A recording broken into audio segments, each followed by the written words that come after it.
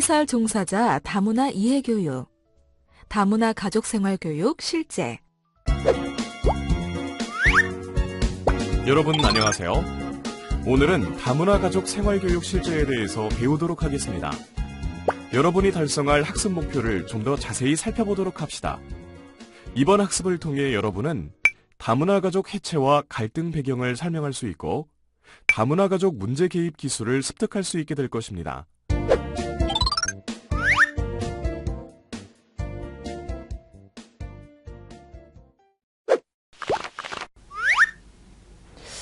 예, 이번 시간에는 그 다문화 가족의 그 생활 교육, 생활 코칭이라고도 말씀드릴 수 있는데, 다른 우리가 익숙한 말로는 그 방문 교육 사업에 관련된 내용이겠죠.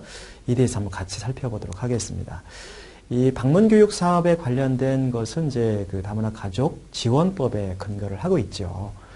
아무래도 그 가족 관련된 이런 교육이기 때문에 지리적으로 접근성이 떨어져서 센터를 직접 방문을 할 수 없는 경우 직접 가정으로 찾아가서 서비스를 제공한다는 면에서 어떻게 보면 굉장히 획기적이고 좋은 프로그램이다 라고 말씀을 드릴 수 있을 겁니다.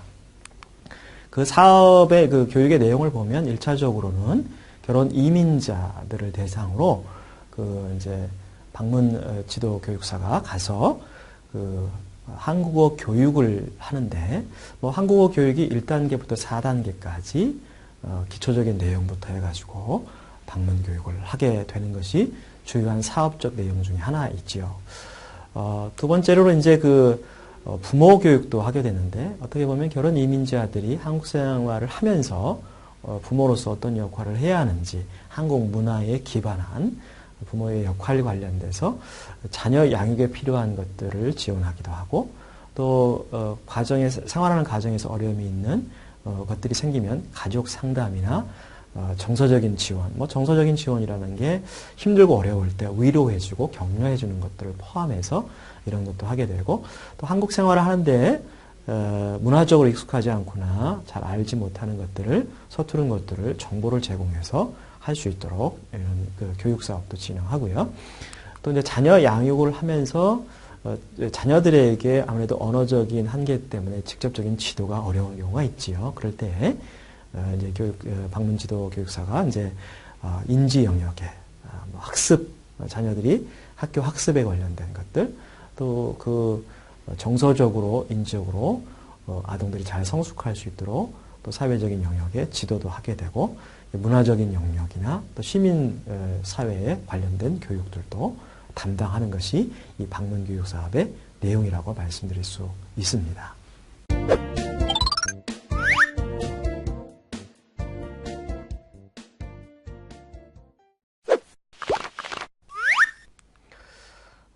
다문화 가족 관련된 우리가 이해할 때 두 번째 좀 살펴볼 것들은 이제 다문화 가족들의 상당히 최근에 이혼율이 좀 증가하고 있다는 겁니다. 아시는 것처럼 2000년대부터 시작한 그런 결혼 이민자들이 결혼 이민이나 국제 결혼이 굉장히 늘어나고 있는데 2008년 정도 되면요, 이 전체 국제 결혼 중에 이혼율이 9.4%에 이르게 됩니다. 그것이 이제 2011년에 가면 전체 국제 결혼자들 중에 약 10.1%가 이혼할 만큼 이혼율이 급격하게 상승해서 혼인율인 9%를 뛰어넘는 이런 이혼율을 보이게 되는 지경에 이릅니다. 그리고 실제 이 다문화 가족 관련된 국제 결혼 세팅에서 결혼 유지 기간이 약 3.2년 정도 평균 그렇게 될 만큼 굉장히 최근 국제 결혼의 이혼이 굉장히 심각한 문제가 되고 있습니다. 이렇게 다문화 가족의 이혼과 해체는 상당히 여러 가지 문제를 야기시키죠. 단순히 부부 갈등뿐 아니라 이것으로 인해서 자녀들의 이 불안이 증폭되고 또 그 당사자들인 굉장히 낮은 자존감이 형성돼서 이것들이 악순환에서 가족 해체로 이어지는 굉장히 문제가 많은 이런 부분이라고 할 수가 있을 겁니다. 많은 경우에 이제 그 사유가 종교적인 것 또한 어떤 경우에는 경제적인 요인으로 심화되는 경우가 있으나 이것이 악순환이 되면서 가족 해체를 통해서 문제가 많이 발생을 하고 있지요. 그런데 그 사유를 보면 많은 경우 이제 그 결혼 당사자인 부부 가운데 왜 이혼을 하게 되냐라고 할 때 가장 많은 퍼센트는 사실은 이제 성격적인 차이가 48.1%로 해당될 만큼 높다 그래요. 그런데 그 두 번째 차지하는 유형 중에 하나가 배우자 자체보다는 배우자가 속한 가족과의 갈등, 결혼 이민자와 배우자 가족과의 갈등이 16.6%로 두 번째 사유로 포함되어 있다고 합니다. 그 이제 배우자의 가족의 대표적인 예가 아마 시어머니가 아닌가 싶어요.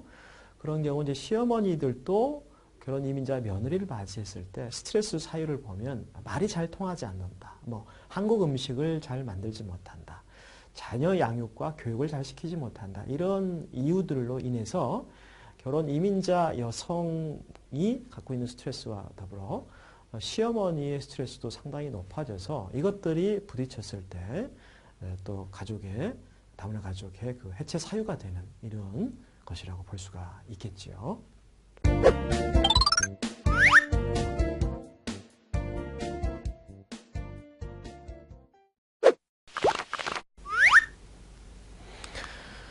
그래서 이제 이런 어떤 그 가족에 의한 가족 해체, 이혼이 될 상황이 되는 경우 과연 이제 우리 방문 교육 지도사는 어떻게 이들에게 생활 교육이나 생활 코칭을 할 것인가라고 하는 것을 사례 중심으로 한번 살펴보려고 합니다. 우선 우리가 이제 상담이라는 말과 코칭이라는 말을 좀 구분할 필요가 있는데, 우리가 이제 방문 현장에 가서 상담을 하는 것인지 아니면 어떻게 된 생활 교육을 하는 것인지 이 영역이 좀 애매할 때가 있습니다. 저는 기본적으로 방문은 교육이나 코칭이 주가 돼야 한다고 봅니다.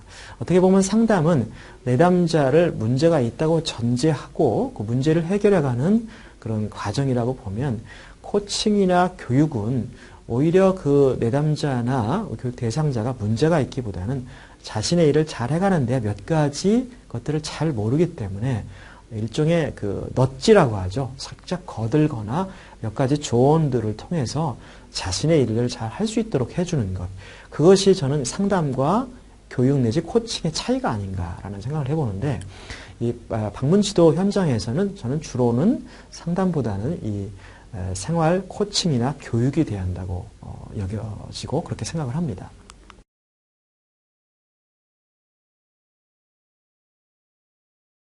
한적한 농촌의 어느 포도밭. 시어머니와 남편은 열심히 포도를 따고 있습니다. 동철아, 동철아, 어디 있나? 밥 먹어라. 며느리가 애타게 부르는 동철이는 바로 남편입니다. 동철이라고 하면 되니? 누가 남편을 그렇게 부르니? 동철이라고 불러도 되죠. 뭐 어때? 남편한테 누가 그렇게 해? 어머니도 동철아라고 부르잖아요. 나는 그렇게 불러도 되지만 너는 그렇게 부르면 안 돼. 높임말이나 반말을 언제 써야 하는지 하나도 모르겠어요. 며느리가 반말을 자꾸 쓰고 버릇없이 말대답을 자꾸 해서 너무 힘들어요. 여러분들이 조금 잠시 동영상을 통해서 보셨지요. 그 시어머니와 며느리 사이에 관련된 이런 약간의 갈등을 다룬 그런 내용입니다. 여러분들이 만약에 이런 상황에 있는 가족들에게 또 시어머니와 며느리에게 코칭을 한다, 교육을 한다고 하면 어떻게 할 수 있겠습니까? 현재 이 사례를 든 경우 어떻게 보면 시어머니가 갖고 있는 욕구와 며느리가 갖고 있는 욕구가 다를 거라고 우리가 이해할 수 있겠죠. 그런데 이제 드러난 행동이 있고 속에 감추어진 어떤 욕구가 있을 거예요. 그렇죠. 시어머니와 며느리 사이를 분석해 보면 일단 드러난 행동을 보면 시어머니가 며느리에 대해서 의사소통 방식이나 이런 게 굉장히 조금 부족하지요. 그리고 세대적인 차이나 갈등도 좀 있는 것 같아요. 또 시어머니가 갖고 있는 세대적인 사고 방식이 며느리에게 그대로 요구되고 답습되는 경우도 있고, 언어가 조금은 좀 거칠게 표현되는 부분이 있지요. 또 반대로 지금 드러난 며느리의 행동을 보면 상당히 그 한국 부모님들에 대해서 우리가 기본적으로 갖고 있는 예절이나 이런 것들이 조금 부족한 측면이 있고요. 충분히 시어머니와 대화의 시간을 가질 필요가 있는데 이것도 좀 부족한 것 같고요.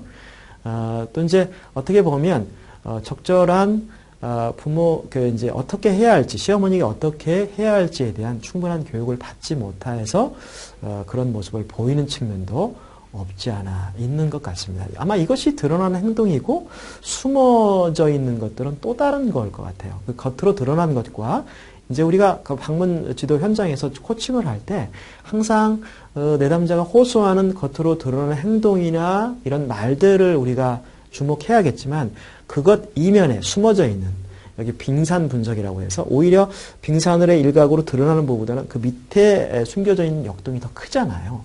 그것이 무엇인지를 잘 찾아내서 코칭하거나 교육하는 것이 굉장히 중요한 이슈가 됩니다.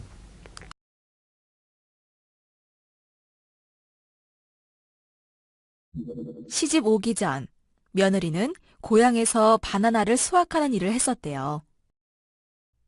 저 높은 곳에 있는 것을 어떻게 따려고 하니? 쉬워요. 이렇게 하면 돼요. 며느리가 한국에서는 농사를 안 지으려고 해서 농사일에는 영 소질이 없는 줄 알았습니다. 며느리의 의외의 모습에 시어머니는 칭찬을 아끼지 않았습니다. 우리 며느리 참 잘하네. 칭찬의 힘이 이렇게 큰 걸까요? 며느리의 밝은 표정 좀 보세요. 칭찬은 고래도 춤추게 한다더니 며느리에게 정말 필요한 것이 무엇이었는지 시어머니는 이제 알 것 같습니다. 고부가 이곳 베트남에 와서 처음으로 서로의 마음을 털어놓습니다. 어머니는 저한테 잔소리를 왜 그렇게 많이 하신 거예요? 저는 어머니가 저를 미워하시는 줄 알았어요. 그런데 오늘 칭찬을 해주셔서 너무 감사했어요. 그랬구나. 나는 네가 한 가족이니까 네가 더 잘했으면 하는 마음에 더 잔소리를 하는 거야. 미워서 하는 거라고 생각하면 안 돼. 다 너를 아껴서 하는 말이었단다. 알겠어요, 어머니. 한국에 가면 반말도 안 쓰고 예쁜 말만 쓰고 존댓말도 쓰도록 노력할게요. 사랑해요. 며느리를 아낀다는 시어머니의 말에 그리고 노력하겠다는 며느리의 말에 고부의 거리가 한 뼘은 더 좁혀졌습니다. 예, 여러분이 이제 방송 내용이나 이런 이제 동영상 관련된 내용들을 좀 보시면서 숨겨져 있는 시어머니의 입장과 며느리의 입장을 좀 살펴볼 수 있었을 겁니다. 그러니까 앞서 보신 그 겉으로 드러나는 행동이나 그런 내용에 비춰볼 때 이 시어머니가 갖고 있는 드러난 행동 속에 있는 숨겨져 있는 그런 욕망이나 생각이 좀 다른데 시어머니 입장에서는 며느리가 반말을 하거나 농사일을 하지 않는 것 이런 것들에 대해서 굉장히 불만이 많았던 부분이 있는 것 같아요. 또 이제 며느리 입장에서 보면 어머니가 계속 거친 말을 하는 것이 굉장히 부담스럽고 어렸을 때 칭찬을 많이 받으면 일을 열심히 할 수 있었는데 어머니가 좀 칭찬에 인색한 것에 대한 불만이 숨겨져 있는 것을 볼 수가 있습니다. 만약에 여러분들이 이런 내용 관련돼서 코칭을 한다고 할 때 어떻게 하시겠습니까? 이렇게 우리가 스스로에게 물을 수 있겠죠.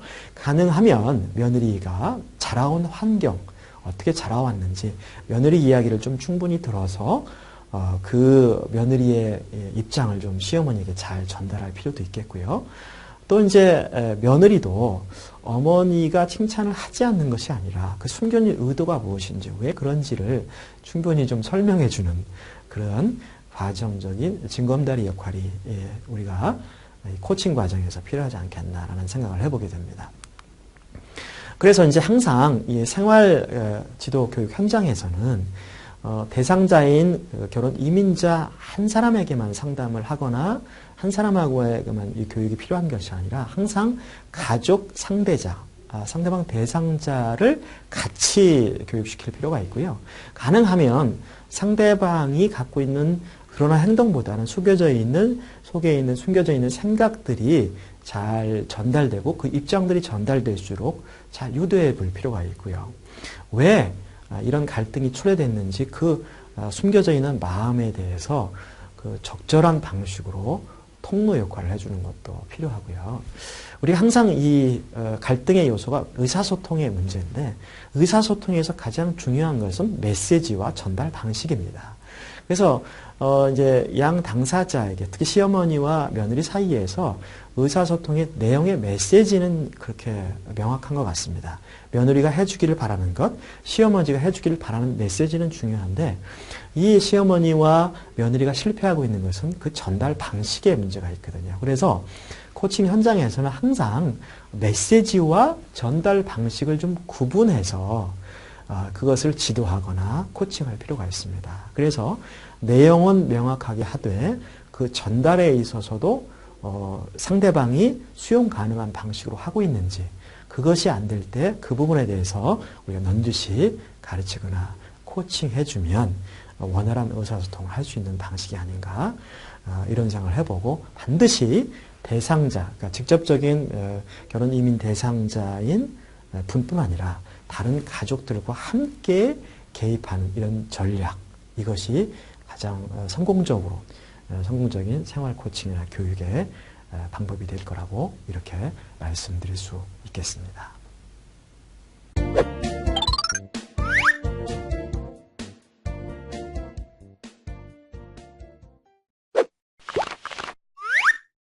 다문화 가족이 이혼과 별거 등 가족 해체로 혼자 자녀를 양육하는 경우 배우자가 양육비를 지급하지 않을 때 어떻게 해야 하나요?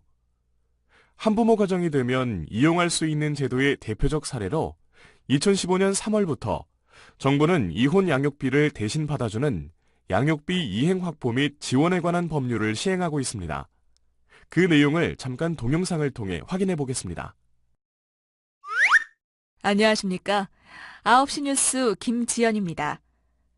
이혼한 뒤 양육비를 받지 못해 경제적으로 힘든 한부모 가정이 많습니다. 다시 법적으로 대응하는 것도 쉽지 않습니다. 그래서 정부가 양육비를 대신 받아주는 서비스를 실시하기로 했습니다. 자세한 내용 이진석 기자가 취재했습니다. 5살 난 아들을 홀로 키우는 한부모 가정 어머니입니다. 4년 전 아이 아버지를 상대로 양육비 청구 소송을 해 양육비를 지급하라는 판결을 받아냈지만 그동안 단 한 푼도 받지 못했습니다.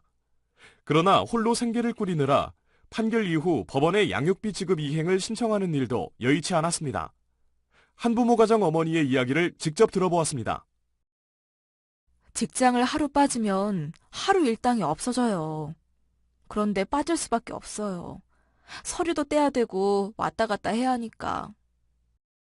한부모 가정 47만 가구 가운데 83%는 아예 양육비를 받은 적이 없고 정기적으로 양육비를 받은 경우는 5.6%에 그칩니다. 여성가족부는 오는 3월부터 양육비를 대신 받아주는 서비스를 시작하기로 했습니다.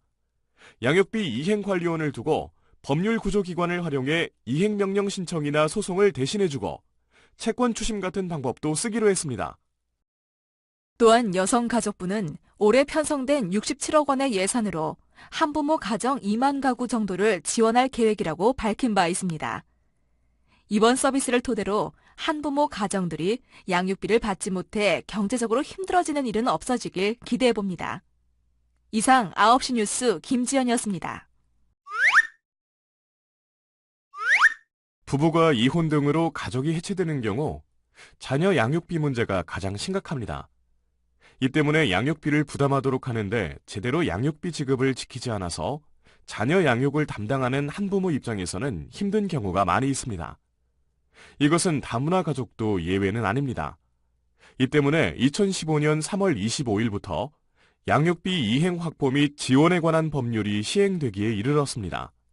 즉, 양육비를 지급하지 않는 배우자에게 국가가 양육비 지급 강제 이행을 명령하고 미지급 시 재산조사 등을 통해서 반드시 이행하도록 하는 제도가 마련되어 시행되고 있습니다. 그러나 양육비 부담 의무가 있는 배우자가 경제적 곤란 등의 이유로 양육비를 지급하지 못하는 경우 6개월, 최장 9개월까지 국가가 양육비를 선지급하고 차후에 구상권을 청구할 수 있게 하였습니다.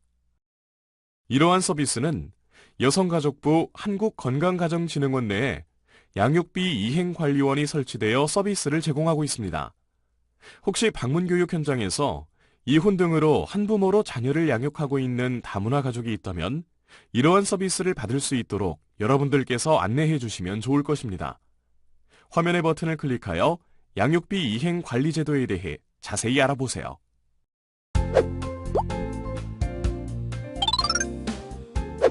화면의 재생 버튼을 클릭하여 강사님이 추천하는 영상을 감상해 보세요.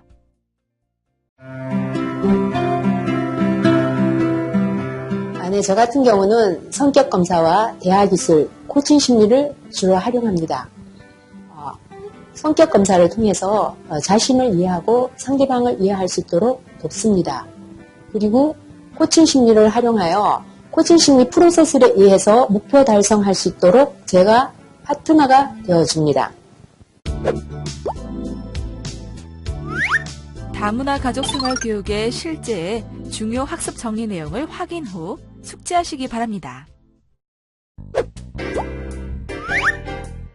시설 종사자 여러분들께서는 다문화 가족의 해체와 갈등 배경을 잘 파악한 후 효과적인 다문화 가족 생활 교육을 기획하시기 바랍니다. 수고하셨습니다.